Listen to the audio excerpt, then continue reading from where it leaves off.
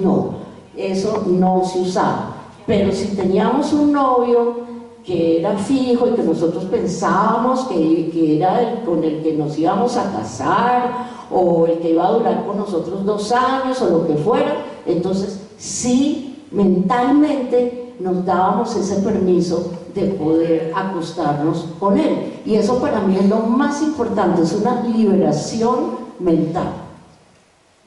Es interesante, fíjate que yo soy hijo de esa generación, claro.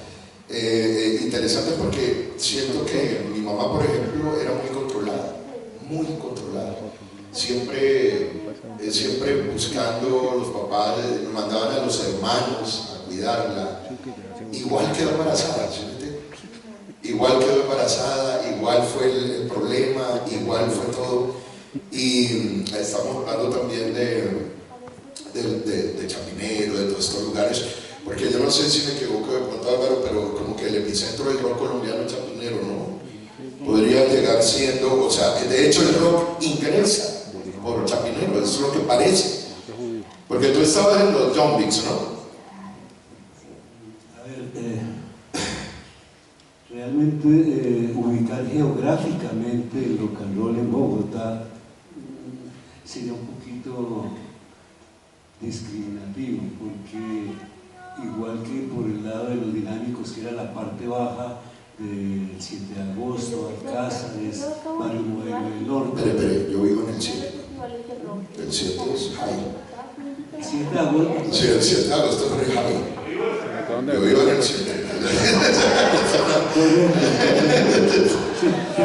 A ver, toda esa parte norte tuvo jóvenes.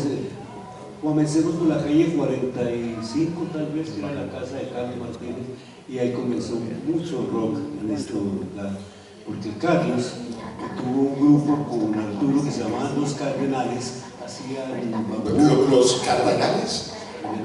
Hacían pasillos, música del interior de Colombia. Por ahí comenzaron. El rock pues llega un poquitico después. De todas maneras, los que hemos sido adictos al rock, es porque algo en nuestro corazón existía afín a ese ritmo. No es gratis que nos hubiéramos involucrado en el rock and roll. Él estaba con nosotros, por lo menos hablo por mí. Radio Nacional de Colombia. Cuando les decía a ustedes que en 1959 vi el primer grupo en vivo de rock and roll, los amigos antioqueños, un poco antes ya habíamos tenido experiencias de rock and roll. Si ustedes me permiten, en 1957 un gran hombre de radio a quien todos le rendimos pleitesía y agradecimiento en el rock and roll, Carlos Pinzón, el señor Promociones. Él fue el primero, antes de Jimmy Raceback, en poner rock and roll en la radio, porque él tenía un programa entre las 8 y las 12 del día en emisoras Nuevo Mundo, que era Caracol, Sí. y se llamaba Monitor, y de ahí empezamos a escuchar los primeros rock and rolls de verdad. Perdona, Álvaro, o sea, Monitor fue primero que el de Jimmy. Fue Carlos Pinzón en la nueva... Es que el programa de Jimmy creo que empieza como en el 58, que se llamó en un momento dado el show de los frenéticos. El show de los frenéticos, Entre las 11:30 y las 12 de la noche, o sea que era música que oíamos así, donde los padres no nos escuchaban. Lo que le hicieron a Andrés Durán y a Lucho Metales en los 80, con el metal. Lunes 11 de la noche, 12 de la noche. Más o menos. Jimmy Raceback hizo una gran labor, porque además él estudiaba en los Estados Unidos, y cuando regresó al país vino con un petate lleno de discos de 45, que era la música que fue el motor de desarrollo del rock and roll, la música de 45, que eran unos discos pequeños con un orificio bastante grande en la mitad, Con el adaptador. Correcto. Y ahí estaban los éxitos del rock and roll, nacieron en música de 45. Muchos programas de los Estados Unidos se llamaban 45 Rock and Roll, algo así. antes de que el señor Fred Allen dijera que eso se llamaba rock and roll, porque antes era rockabilly, se llamaba rhythm and blues, en fin, muchas. Estaba hablando de cómo el rock and roll se fue involucrando con nosotros, y hablar geográficamente de eso no sería justo.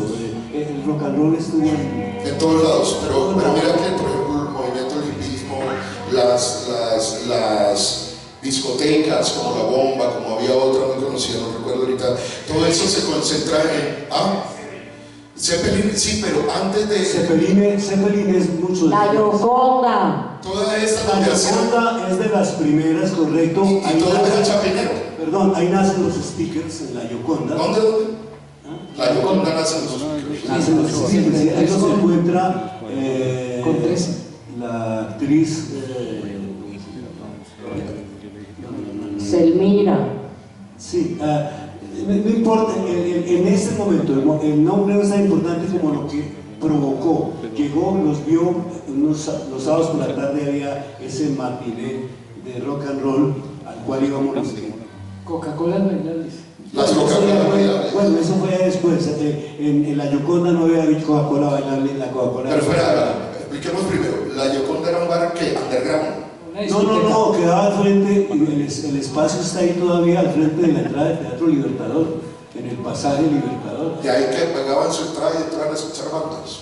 Sí, es que son locales, todos esos son locales, ahí está la notaría ahora, eso lo hizo el Seguros Bolívar, ese edificio. Así de que uno de esos locales era el de la Yoconda, donde Speaker hizo historia, porque ellos fueron los primeros que tuvieron, digamos, su propia tarde de rock and roll en Bogotá, y era en la Yoconda, y ahí asistíamos todos los que éramos pecadores irreverentes de rock and roll. Y en ese tiempo le llamaban Coca-Colos o sardinos.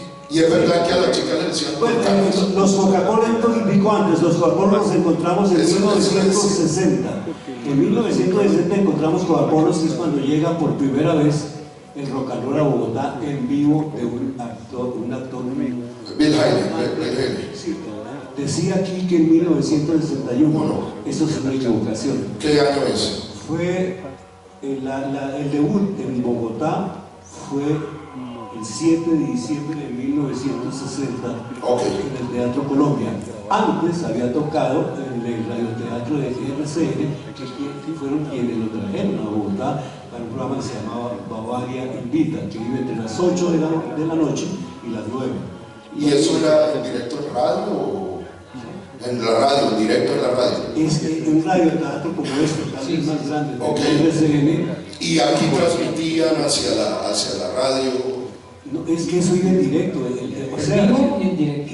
En vivo y en Se directo. equivocaba, salía. es decir, la emisora estaba radiando para común y corriente, y esos programas en vivo. Y la gente aquí dándole. Claro, Caracol también tuvo su radioteatro en la 19, Claro. Ahí vimos muchos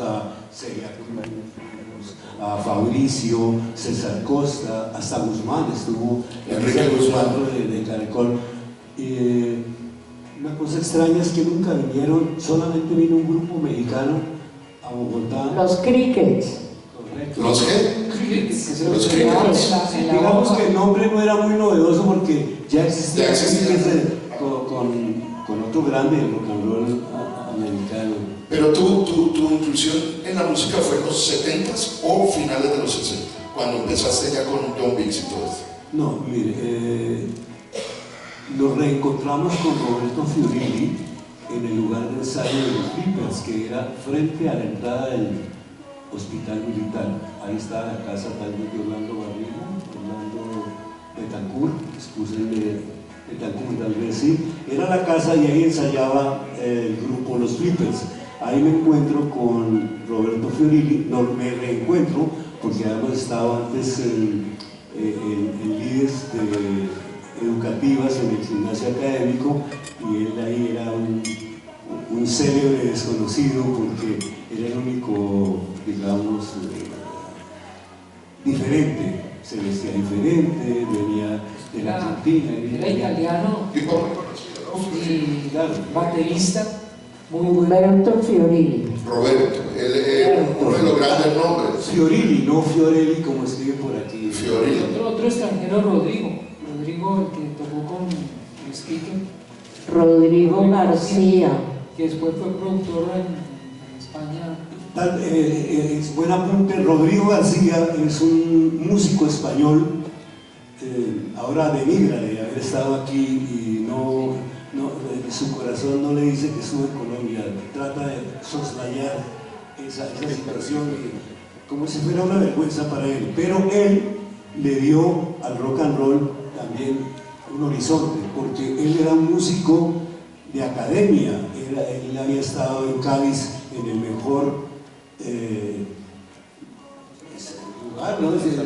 Era la escuela del conservatorio, que se llama de otra forma en Cádiz, así que él llegó aquí con un conocimiento tanto que es un secreto a voces, y me permito decirlo, que la mayoría de instrumentos, nombramos también a Humberto Burman, la mayoría de instrumentos del primer disco de los Speakers es tocada por Rodrigo. Rodrigo arregló el bajo, Rodrigo arregló las guitarras, Rodrigo tocó los teclados, porque es que Rodrigo era un músico integral. Pero eso sirvió para que vieran esa otra dimensión que la música tenía, porque al fin y al cabo nuestros conocimientos musicales, y hablo de John Beats y todos los demás grupos, eran mínimos, realmente no habían músicos de academia dentro de los rock and rolleros. No, ya eso lo hasta Y ese es un punto clave por qué el rock and roll tiene esa calidad del rock and roll de los de Inglaterra, porque es que allá los jóvenes desde la primaria y la secundaria ya estudian música, ya saben de música y estudian instrumentación. Entonces cuando salen los jovencitos de los que fueron después los Beatles y luego los Rolling Stones y todos los demás músicos ingleses, ya traen esa formación que tiene el inglés, el joven inglés, o que ha tenido el joven inglés en su primaria, en su secundaria. Entonces ya a los 14 años ya estaban tocando como lo que comenzaron a hacer los Rolling, los Beatles y todos los demás otros. Algo similar pasa en Norteamérica, donde hay una educación que conlleva poder acceder a la música. En Colombia no había ese acceso a la música. Particularmente, yo estudié en primaria en un colegio distrital que todavía existe ahí en la 26 con 36, detrás de lo que fue la Lotería Bogotá, el colegio de Nariño. Y ahí había música. Perdón, ¿cómo se llamaba? Nariño, el colegio Antonio Nariño.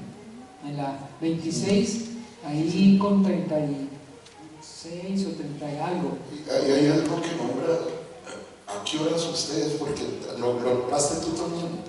¿A qué hora les dio por cambiar, o no por cambiar, sino por meter en el rock toda la parte del bambuco, todo esto, ya después de que lo habían dejado? Porque es que uno se levantaba con el bambuco, ponían la radio y había música colombiana. Recuerda que tú dijiste de los, ¿verdad?